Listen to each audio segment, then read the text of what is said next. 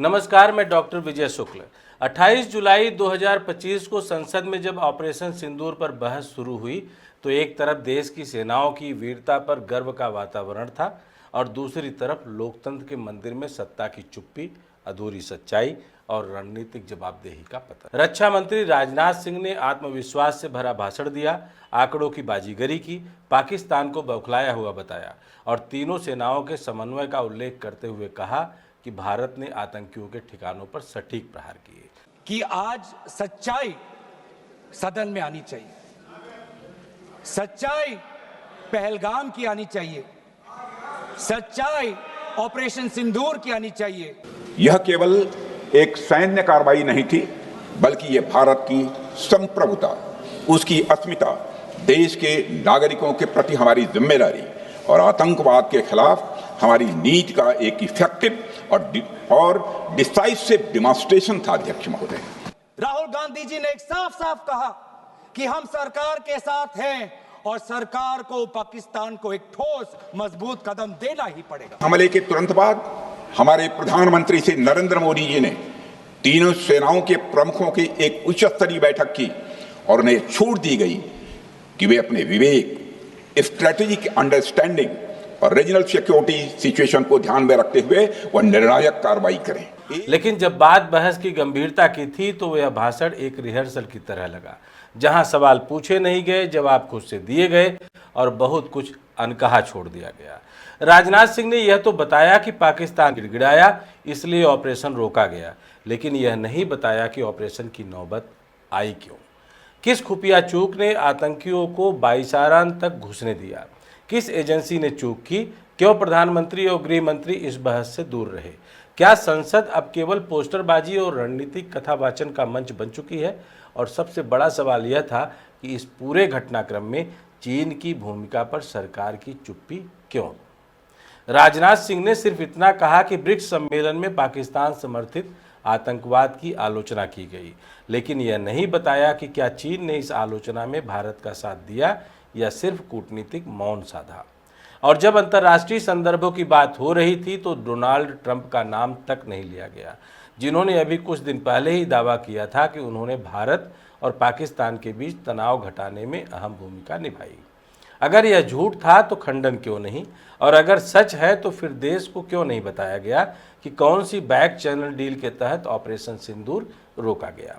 जब अंतर्राष्ट्रीय कूटनीतिक सैनिक अभियानों को प्रभावित कर रही हो और संसद में उसका उल्लेख तक न किया जाए तो यह न सिर्फ असंवेदनशीलता है बल्कि राष्ट्र को जानबूझकर अधूरी जानकारी देना है। इसी दौरान जब संसद में यह बहस चल रही थी, उसी समय कश्मीर घाटी में सेना ने ऑपरेशन महादेव के तहत एक ताज़ा मुठभेड़ में 3 आतंकियों को मार गिराया, जिनमें पहलगाम हमले का मास्टरमाइंड सुलेमान शाह भी शामिल था। यह सूचना आई, लेकिन संसद में इसका कोई जिक्र नहीं किया गया। यह अनायास नहीं बल्कि एक रणनीतिक चुप्पी थी। क्या यह मुठभेड़ उस बहस की टाइमिंग से जुड़ी थी?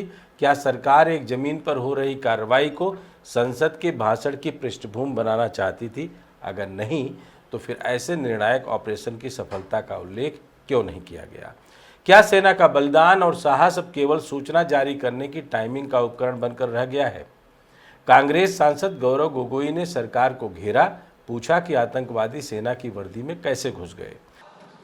देश ये जानना चाहता है कि वो 5 दहशतगर्द कैसे घुसे।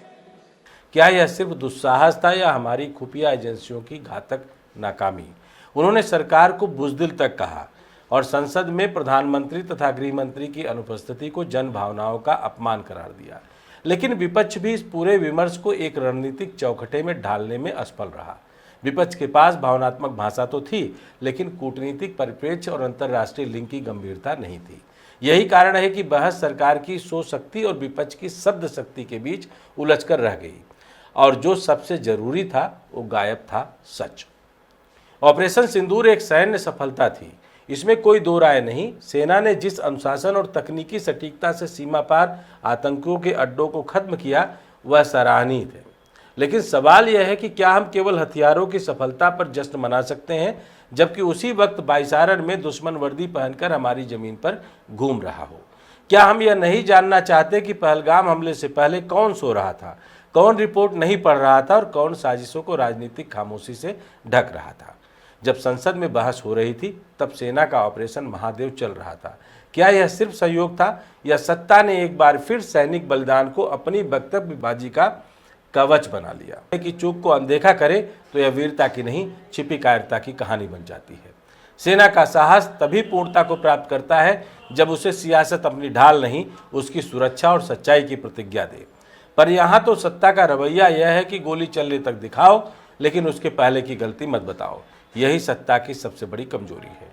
आज जब ट्रंप जैसे नेता यह कह रहे हैं कि उन्होंने भारत पाक जंग को टालने में भूमिका निभाई और हमारी सरकार चुप है तो यह चुप्पी एक कूटनीतिक विफलता है। जब चीन के सहयोग की जगह सिर्फ निंदा का हवाला दिया जाता है तो यह क्षेत्रीय कूटनीति के प्रति राष्ट्र की असावधानी है। और जब सेना के जमीन पर मारे गए आतंकियों का जिक्र नहीं होता तब यह सशस्त्र बलों के बलिदान को हाशिए पर डालने का अपराध है। सवाल यह नहीं कि ऑपरेशन सिंदूर सफल था या नहीं, सवाल यह है कि संसद में इसका सच कितना बताया गया और कितना छुपाया गया। जब तक यह जवाब नहीं मिलेगा तब तक पराक्रम अधूरा रहेगा और जवाबदेही हमेशा अनुपस्थित। लोकतंत्र सिर्फ बंदूक से नहीं चलता, वह बोलने वालों की ईमानदारी से खड़ा होता है। आज वह ईमानदारी संसद से गायब थी और यह गायब चीज लोकतंत्र को सबसे ज्यादा असहाय बनाती है। जय हिंद, जय भारत।